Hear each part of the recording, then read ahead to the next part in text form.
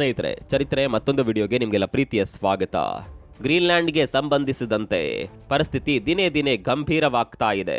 America ಅಧ್ಯಕ್ಷ ಟ್ರಂಪ್ಗೆ ವಿಶ್ವದ ಈ ಅತಿ ದೊಡ್ಡ ದ್ವೀಪದ ಮೇಲೆ ಕಣ್ಣಿರೋದು ಹೊಸ ವಿಚಾರ ಏನಲ್ಲ. ಆದ್ರೀಗ ಟ್ರಂಪ್ರ ಈ ಮಹಾದಾಸೆ ಕೇವಲ ಆಸೆಯಾಗಿ ಉಳಿದಿಲ್ಲ. ಇತ್ತೀಚೆಗೆ ವೈಟ್ ಹೌಸ್ನಿಂದ ಶಾಕಿಂಗ್ ಸ್ಟೇಟ್ಮೆಂಟ್ ಬಂದಿದೆ.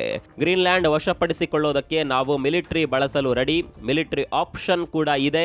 ಟ್ರಂಪ್ ಇದರ ಬಗ್ಗೆ ಡಿಸ್ಕಸ್ ಮಾಡ್ತಿದ್ದಾರೆ ಅನ್ನುವ ವೈಟ್ ಹೌಸ್ನ ಹೇಳಿಕೆ ಕೇವಲ ಗ್ರೀನ್ಲ್ಯಾಂಡ್ ಮಾತ್ರ ಅಲ್ಲ, ಇಡೀ ಯುರೋಪ್ ಅನ್ನ ಬೆಚ್ಚಿ ಬೀಳಿಸಿದೆ. ಆದ್ರೆ ಕಥೆಯಲ್ಲಿ ಟ್ವಿಸ್ಟ್ ನೋಡಿ, ಡೆನ್ಮಾರ್ಕ್ ಏನು ಸುಮ್ಮನೆ ಕೂತಿಲ್ಲ. ಇಲ್ಲಿ ಡೆನ್ಮಾರ್ಕ್ ಯಾಕೆ ಬಂತು? ಗ್ರೀನ್ಲ್ಯಾಂಡ್ ಡೆನ್ಮಾರ್ಕ್ಗೆ ಸೇರಿದ ದ್ವೀಪ. ಇದರ ಬಗ್ಗೆ ಮುಂದೆ ಡೀಟೇಲ್ ಆಗಿ ಹೇಳ್ತೀವಿ. ಸದ್ಯ ಅಮೆರಿಕದ ಬೆದರಿಕೆಗೆ ಪ್ರತಿಯಾಗಿ ಡೆನ್ಮಾರ್ಕ್ ಕೂಡ ಮೈ ಕೊಡವಿ ನಿಂತಿದೆ. ತನ್ನ ಸೇನೆಗೆ ಅತ್ಯಂತ ಕಟುವಾದ ಆದೇಶ ನೀಡಿದೆ.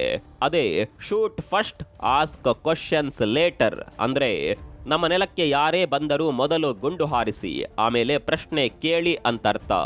ಅಮೆರಿಕದಂತಹ ಮಿಲಿಟರಿ ಮಹಾಶಕ್ತಿಗೆ ಡೆನ್ಮಾರ್ಕ್ನಂತಹ ಕಣ್ಣಿಗೆ ಕಾಣದ ರಾಷ್ಟ್ರ ರೊಚ್ಚಿಗೆದ್ದು ನೀಡಿರುವ ಖಡಕ್ ಎಚ್ಚರಿಕೆ ಇದು. ಇಡೀ ಜಗತ್ತೇ ತನ್ನತ್ತ ತಿರುಗಿ ನೋಡುವಂತೆ ಕೊಬ್ಬಿದ ಟ್ರಂಪ್ಗೆ ವಾರ್ನಿಂಗ್ ಕೊಟ್ಟಿದೆ. ಹಾಗಿದ್ರೆ ಗ್ರೀನ್ಲ್ಯಾಂಡ್ಗಾಗಿ ಯುದ್ಧ ನಡೆದೇ ಬಿಡುತ್ತಾ? ಡೆನ್ಮಾರ್ಕ್ ಕೂಡ ನ್ಯಾಟೋ ರಾಷ್ಟ್ರ, ಅಮೆರಿಕ ಕೂಡ ನ್ಯಾಟೋ ರಾಷ್ಟ್ರ. ಈಗ ಟ್ರಂಪ್ರ ಈ ಹುಚ್ಚಾಟದಿಂದ ನ್ಯಾಟೋ ಛಿದ್ರವಾಗುತ್ತಾ? ಈ ವಿಚಾರದಲ್ಲಿ ಯುರೋಪ್ನ ಇತರ ರಾಷ್ಟ್ರಗಳ ನಿಲುವೇನು ಎಲ್ಲವನ್ನ ತೋರಿಸ್ತೀವಿ ನೋಡಿ.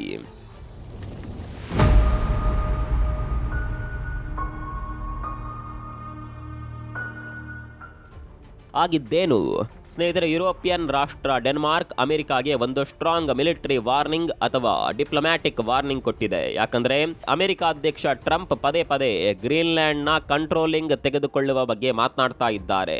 ಅದು ಹೇಗಾದರೂ ಸರಿ, ಶಾಂತಿ ಮಾತುಕತೆಯಿಂದಾದರೂ ಸರಿ, ಸೇನೆ ಬಳಸಿ ಆದರೂ ಸರಿ, ಕಂಟ್ರೋಲಿಂಗ್ ತೆಗೆದುಕೊಳ್ತೇವೆ ಅನ್ನುವ ಆಕ್ರಮಣಕಾರಿ ಮನಸ್ಥಿತಿಯ ಸ್ಟೇಟ್ಮೆಂಟ್ಸ್ ಬರ್ತಿದ್ವು.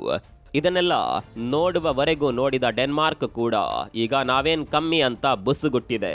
ಅಮೆರಿಕಾಗೆ ವಾರ್ನಿಂಗ್ ಕೊಟ್ಟಿದೆ. ನಮ್ಮ ಹತ್ರ ಸ್ಟ್ಯಾಂಡಿಂಗ್ ಆರ್ಮಿ ಇದೆ ಕಣ್ರಿ, ಅವಶ್ಯಕತೆ ಬಂದ್ರೆ ಗ್ರೀನ್ಲ್ಯಾಂಡ್ಗೆ ಕಳಿಸ್ತೀವಿ, ನಮ್ಮ ದ್ವೀಪವನ್ನ ರಕ್ಷಣೆ ಮಾಡ್ಕೊಳ್ಳೋದು ನಮ್ಗೆ ಗೊತ್ತು ಅಂತ ಹೇಳ್ತಿದೆ. ಜೊತೆಗೆ ಶೀತಲ ಸಮರ ಅಂದ್ರೆ 50-60ರ ದಶಕದ ಅಮೆರಿಕ ಸೋವಿಯತ್ ನಡುವಿನ ಕೋಲ್ಡ್ ವಾರ್ ಕಾಲದ ಮಿಲಿಟರಿ ಡೈರೆಕ್ಟಿವ್ ನ ರೆಫರೆನ್ಸ್ ಕೊಟ್ಟಿದೆ. ತನ್ನ 1952ರ ಮಿಲಿಟರಿ ಡೈರೆಕ್ಟಿವ್ ಕಾನೂನನ್ನ ಡೆನ್ಮಾರ್ಕ್ ಇಂದಿಗೂ ಪಾಲನೆ ಮಾಡ್ತಿದೆ. ಇದರ ಪ್ರಕಾರ ಡೆನ್ಮಾರ್ಕ್ಗೆ ಸೇರಿದ ಭೂಪ್ರದೇಶದ ಮೇಲೆ ವಿದೇಶಿ ಸೇನೆ ದಾಳಿ ಮಾಡಿದ್ರೆ ಸೈನಿಕರು ಮೇಲಾಧಿಕಾರಿಗಳ ಆದೇಶಕ್ಕೆ ಕಾಯುವ ಅವಶ್ಯಕತೆ ಇಲ್ಲ. ಮೊದಲು ಹೊಡೀರಿ, ಗುಂಡು ಹಾರಿಸಿ, ಆಮೇಲೆ ಬೇಕಾದ್ರೆ ಯಾಕೆ ಬಂದ್ರಿ ಅಂತ ಪ್ರಶ್ನೆ ಕೇಳಿ. ಇದೇ ಡೆನ್ಮಾರ್ಕ್ನ ಮಿಲಿಟರಿ ಡೈರೆಕ್ಟಿವ್. ಈ ರೀತಿಯ ಕಾನೂನನ್ನ ನಾವು ಮಾಡ್ಕೊಂಡಿದ್ದೀವಿ ನೋಡಿ ಅಂತ ಡೆನ್ಮಾರ್ಕ್ ಎಚ್ಚರಿಸಿದೆ. ಎಚ್ಚರಿಕೆ ಅನ್ನೋದಕ್ಕಿಂತ ಇದೊಂದು ಸಿಗ್ನಲ್. ಸ್ನೇಹಿತರೆ, ನಮ್ಮ ಮೇಲೆ ದಾಳಿ ಮಾಡಿದ್ರೆ ನಾವು ಅದನ್ನ ಆಕ್ಟ್ ಆಫ್ ವಾರ್ ಅಂತ ಕನ್ಸಿಡರ್ ಮಾಡ್ತೀವಿ.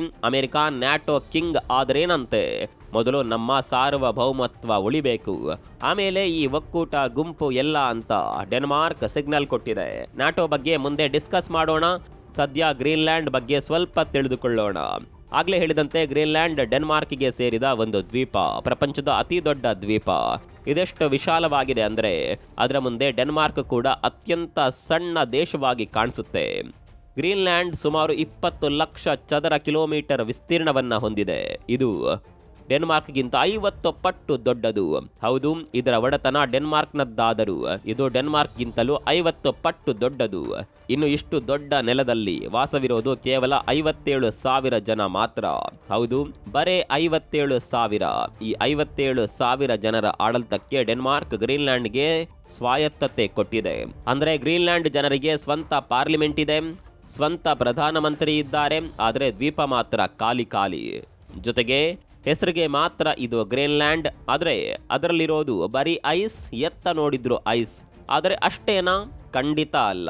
ರಾಶಿ ರಾಶಿ ಐಸ್ ಬೆಟ್ಟಗಳ ಅಡಿಯಲ್ಲಿ ಪಾತಾಳದಲ್ಲಿರೋದು ಏನ್ ಗೊತ್ತಾ? ಬೆಲೆ ಬಾಳುವ ಲಿಥಿಯಂ, ಗ್ರಾಫೈಟ್ ಮತ್ತು ಅಪರೂಪದ ಖನಿಜಗಳ ದೊಡ್ಡ ಭಂಡಾರ. ಈ ಭಂಡಾರದ ಕಂಟ್ರೋಲ್ ಇರೋದು ಕೂಡ ಗ್ರೀನ್ಲ್ಯಾಂಡ್ನ ಸ್ವಾಯತ್ತ ಸರ್ಕಾರದ ಕೈಯಲ್ಲಿ. ಎಲ್ಲ ಆಂತರಿಕ ವಿಚಾರಗಳ ಕಂಟ್ರೋಲ್ ಇರೋದು ಗ್ರೀನ್ಲ್ಯಾಂಡ್ ಸರ್ಕಾರದ ಕೈಯಲ್ಲಿ. ರಕ್ಷಣೆ ಹಾಗೂ ವಿದೇಶಾಂಗ ಸಂಬಂಧಗಳ ಜವಾಬ್ದಾರಿ ಮಾತ್ರ ಡೆನ್ಮಾರ್ಕ್ ಸರ್ಕಾರದ ಕೈಯಲ್ಲಿದೆ. ಈಗ ಪ್ರಶ್ನೆ, ಟ್ರಂಪ್ಗೆ ಈ ದ್ವೀಪ ಕಂಡ್ರೆ ಕಣ್ಣು ಅರಳೋದ್ಯಾಕೆ?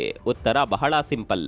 ಮಾಡರ್ನ್ ಜಗತ್ತಲ್ಲಿ ಈ ಖನಿಜಗಳು ರಿಸೋರ್ಸಸ್ ಎಷ್ಟು ಮುಖ್ಯ ಅನ್ನೋದು ನಿಮ್ಗೆ ಗೊತ್ತೇ ಇದೆ. ಈ ಖನಿಜಗಳ ಮೇಲೇನೆ ಡೊನಾಲ್ಡ್ ಟ್ರಂಪ್ ಕಣ್ಣಿಟ್ಟಿರೋದು.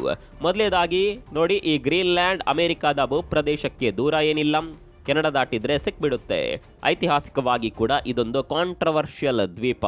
ಹಿಂದೆ ಇದು ನಾರ್ವೆ ಬಳಿ ಇತ್ತು. 1814ರಲ್ಲಿ ನಾರ್ವೆ ಹಾಗೂ ಡೆನ್ಮಾರ್ಕ್ ಸಪರೇಟ್ ಆದಾಗ ಇದು ಡೆನ್ಮಾರ್ಕ್ ಪಾಲಾಯಿತು.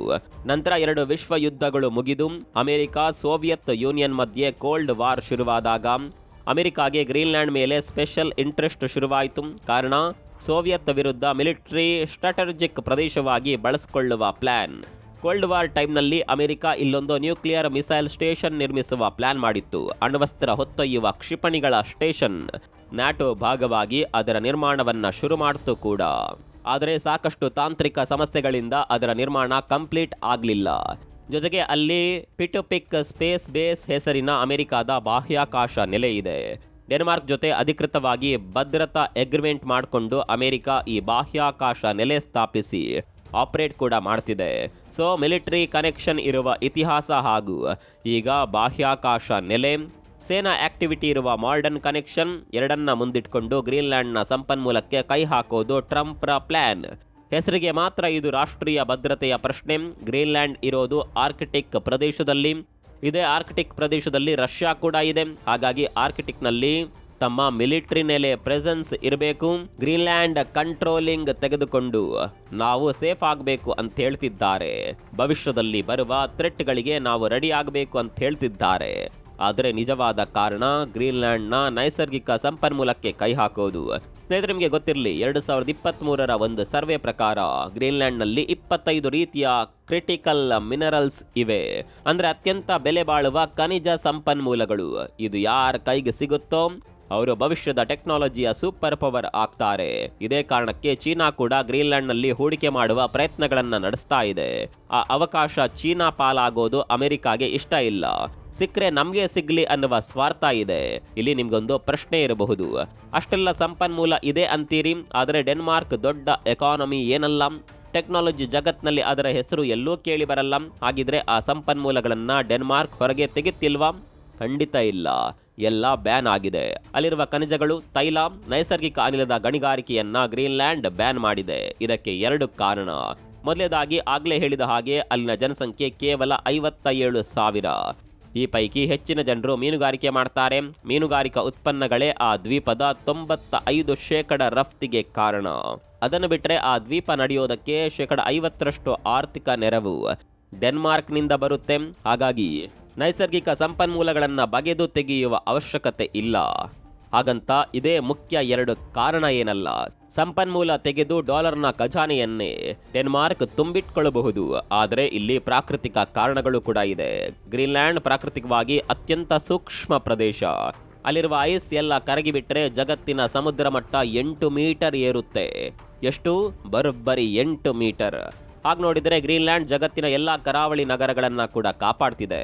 ಅಲ್ಲಿ ಗಣಿಗಾರಿಕೆ ಮಾಡ್ತೀವಿ ಅಂತಾದ್ರೆ ಅಲ್ಲಿ ಉತ್ಪಾದನೆಯಾಗುವ ಶಾಖಕ್ಕೆ ಅಲ್ಲಿನ ಹಿಮನದಿಗಳು, ಗ್ಲೇಷಿಯರ್ಸ್ ಕರಗಿ ನೀರಾಗೋದ್ರಲ್ಲಿ ಡೌಟ್ ಇಲ್ಲ.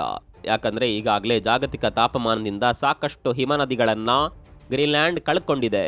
ಹಾಗಾಗಿ ತಾನಾಗಿ ಗಣಿಗಾರಿಕೆ ಮಾಡೋದಾಗ್ಲಿ, ಬೇರೆ ದೇಶಗಳ ಹಸ್ತಕ್ಷೇಪವನ್ನಾಗ್ಲಿ ಗ್ರೀನ್ಲ್ಯಾಂಡ್ ಅಫೋರ್ಡ್ ಮಾಡೋದಕ್ಕಾಗೋದಿಲ್ಲ. ಇದೇ ಕಾರಣಕ್ಕೆ ಶೂಟ್ ಫಸ್ಟ್ ಟಾಕ್ ಲೇಟರ್, ಮೊದಲು ಗುಂಡು ಹಾರಿಸಿ ಆಮೇಲೆ ಮಾತನಾಡಿ ಅನ್ನುವ ಸ್ಟ್ರಾಂಗ್ ಭಾಷೆಯನ್ನ ಬಳಕೆ ಮಾಡಿರೋದು. ಜೊತೆಗೆ ರಾಜಕೀಯವಾಗಿ ಕೂಡ ಗ್ರೀನ್ಲ್ಯಾಂಡ್ ಬಹಳ ಇಂಡಿಪೆಂಡೆಂಟ್ ಆಗಿದೆ. ಅಲ್ಲಿ ನಾಯಕರು ನಾವು ಡೆನ್ಮಾರ್ಕ್ನವರು ಅಲ್ಲ, ಅಮೆರಿಕನ್ನರು ಅಲ್ಲ, ನಾವು ಗ್ರೀನ್ಲ್ಯಾಂಡರ್ಸ್, ಇಲ್ಲಿನ ಮೂಲ ನಿವಾಸಿಗಳು. ನಮಗೆ ಯಾರ ಕಂಟ್ರೋಲು ಬೇಡ. ಯಾರೋ ಇಬ್ಬರ ಜಗಳದಲ್ಲಿ ನಮ್ಮನ್ನ ಮಧ್ಯೆ ತರಲು ಬೇಡಿ ಅನ್ನುವ ಅಭಿಪ್ರಾಯ, ಮನಸ್ಥಿತಿ ಅಲ್ಲಿನ ಜನರಲ್ಲಿದೆ. ಆದರೆ ಒಂದು ಕಡೆ ಬೆಂಬಲ ಕೊಡುವ ವಿಚಾರ ಬಂದಾಗ ಖಂಡಿತ ಡೆನ್ಮಾರ್ಕ್ ಜೊತೆಗೆ ನಿಲ್ತಾರೆ. ಸದ್ಯ ಅವರಲ್ಲಿರುವ ಭಯ ಏನಂದ್ರೆ ಟ್ರಂಪ್ ಎಕ್ಸ್ಪ್ಯಾನ್ಷನಿಸ್ಟ್ ಮನಸ್ಥಿತಿ, ಆಕ್ರಮಣಶೀಲತೆ, ಅಥವಾ ನೇರವಾಗಿ ಆಕ್ರಮಣ ಮಾಡದಿದ್ರೂ ಇಂಡೈರೆಕ್ಟ್ ಆಗಿ ಕಂಟ್ರೋಲ್ ಸಾಧಿಸುವ ಚಾನ್ಸ್ ಕೂಡ ಇದೆ. ವೆನಿಜುವೆಲಾ ವಿಚಾರದಲ್ಲಿ ಟ್ರಂಪ್ ಇದನ್ನ ಮಾಡಿ ತೋರಿಸಿದ್ದಾರೆ. ಆ ದೇಶ ಈಗ ಇಂಡೈರೆಕ್ಟ್ ಆಗಿ ಟ್ರಂಪ್ ಕಂಟ್ರೋಲ್ನಲ್ಲಿದೆ. ಅಧ್ಯಕ್ಷ ನಿಕೋಲಸ್ ಮಡುರೋರನ್ನ ಅಮೆರಿಕ ಸೆರೆ ಹಿಡಿದಿದೆ. ಅದೇ ಮಾದರಿಯನ್ನ ಗ್ರೀನ್ಲ್ಯಾಂಡ್ನಲ್ಲಿ ಅನುಸರಿಸಬಹುದು ಅನ್ನುವ ಆತಂಕ ಹೆಚ್ಚಿದೆ. ಇತ್ತೀಚೆಗೆ ಅಮೆರಿಕದ secretary of state Marco Rubio ಈ ಸಾಧ್ಯತೆಯನ್ನ ತಳ್ಳಿ ಹಾಕಿದ್ದಾರೆ. ಆದರೂ ಕೂಡ ಅಮೆರಿಕದ ಭದ್ರತೆ ಪ್ರಶ್ನೆ ಬಂದ್ರೆ ಸೇನೆ ಬಳಸುವ ಅಧಿಕಾರ ಟ್ರಂಪ್ ಅವರಿಗೆ ಇದೆ ಅನ್ನುವ ಮಾತನ್ನ ಹೇಳಿ ಮಾರ್ಕೋ ರುಬಿಯೋ ಅಡ್ಡಗೋಡೆ ಮೇಲೆ ದೀಪ ಇಟ್ಟಿದ್ದಾರೆ. ಇನ್ನು ನ್ಯಾಟೋ ಮೈತ್ರಿಕೂಟಕ್ಕೆ ಅಪಾಯ ಇದೆಯಾ ಅಂತ ಕೇಳಿದ್ರೆ ಖಂಡಿತ ಇದೆ. ಇದು ನ್ಯಾಟೋ ಅಲಯನ್ಸ್ ಅಡಿಪಾಯವನ್ನೇ ಅಲ್ಲಾಡಿಸುವ ವಿವಾದ ಆಗ್ತಿದೆ. ಐತಿಹಾಸಿಕವಾಗಿ ಅಮೆರಿಕ ಹಾಗೂ ಡೆನ್ಮಾರ್ಕ್ 2 ಮಿತ್ರ ರಾಷ್ಟ್ರಗಳು, ಆಗ್ಲೇ ಹೇಳಿದ ಹಾಗೆ 2 ನ್ಯಾಟೋ ಸದಸ್ಯ ರಾಷ್ಟ್ರಗಳು. ಈಗ ಒಂದು ವೇಳೆ ಅಮೆರಿಕ ತನ್ನ ಮಿತ್ರ ದೇಶದ ಮೇಲೆ ದಾಳಿ ಮಾಡಿದ್ರೆ ದಶಕಗಳ ಕಾಲದ ಭದ್ರತಾ ಒಪ್ಪಂದಗಳು ಮಣ್ಣು ಪಾಲಾಗುತ್ತವೆ. ನ್ಯಾಟೋ ಒಕ್ಕೂಟಕ್ಕೆ ಅರ್ಥ ಇಲ್ಲದಂತಾಗುತ್ತೆ. ಒಂದು ವೇಳೆ ಅಮೆರಿಕ ಗ್ರೀನ್ಲ್ಯಾಂಡ್ ಮೇಲೆ ದಾಳಿ ಮಾಡಿ ಡೆನ್ಮಾರ್ಕ್ ನ್ಯಾಟೋದ ಆರ್ಟಿಕಲ್ 5 ಅನ್ನ ಏನೋಕ್ ಮಾಡಿದ್ರೆ ನ್ಯಾಟೋ ರಾಷ್ಟ್ರಗಳು ಅಮೆರಿಕ ವಿರುದ್ಧ ನಿಲ್ಲಬೇಕಾಗುತ್ತೆ. ಇದನ್ನ ಇಮ್ಯಾಜಿನ್ ಮಾಡ್ಕೊಳ್ಳೋದಕ್ಕೂ ಕೂಡ ಸಾಧ್ಯವಿಲ್ಲ. ನ್ಯಾಟೋ ಆಂತರಿಕವಾಗಿ ಕುಸಿಯುತ್ತೆ. ಹಾಗಾದರೆ ಮುಂದಿನ ಹೆಜ್ಜೆ ಏನು? ಸದ್ಯಕ್ಕೆ ವಿಚಾರ ಕೈಮೀರಿ ಹೋಗ್ತಿದೆ. ಮುಂದಿನ ವಾರ US secretary of state Marco Rubio ಅವರು ಡೆನ್ಮಾರ್ಕ್ ಮತ್ತು ಗ್ರೀನ್ಲ್ಯಾಂಡ್ ಅಧಿಕಾರಿಗಳೊಂದಿಗೆ ಮಾತುಕತೆ ನಡೆಸಲಿದ್ದಾರೆ. ಟ್ರಂಪ್ ಗ್ರೀನ್ಲ್ಯಾಂಡ್ ಅನ್ನ ಖರೀದಿಸಲು ಬಯಸುತ್ತಿದ್ದಾರೆ ಅನ್ನುವ ವರದಿಗಳು ಕೂಡ ಇದೆ. ಆದರೆ ಗ್ರೀನ್ಲ್ಯಾಂಡ್ ಮಾರಾಟಕ್ಕಿಲ್ಲ ಎಂಬುದು ಡೆನ್ಮಾರ್ಕ್ನ ಖಡಕ್ ಉತ್ತರ. ಒಟ್ನಲ್ಲಿ ಆರ್ಕಿಟಿಕ್ ಮಂಚಿನ ನಡುವೆ ಈಗ ಯುದ್ಧದ ಕಿಚ್ಚು ಹೊತ್ಕೊಂಡಿದೆ. ಅಮೆರಿಕ ತನ್ನ ಜಿದ್ದನ್ನ ಮುಂದುವರಿಸುತ್ತಾ ಅಥವಾ ರಾಜತಾಂತ್ರಿಕವಾಗಿ ಹಿಂದೆ ಸರಿಯುತ್ತಾ ಕಾದು ನೋಡಬೇಕು. ಈ ವಿಚಾರದ ಬಗ್ಗೆ ನಿಮ್ಮ ಅಭಿಪ್ರಾಯವನ್ನ ಕಾಮೆಂಟ್ ಮಾಡಿ. ಮತ್ತೊಂದು ವಿಡಿಯೋದಲ್ಲಿ ಸಿಗೋಣ. ಅಲ್ಲಿವರೆಗೂ ನಮಸ್ಕಾರ.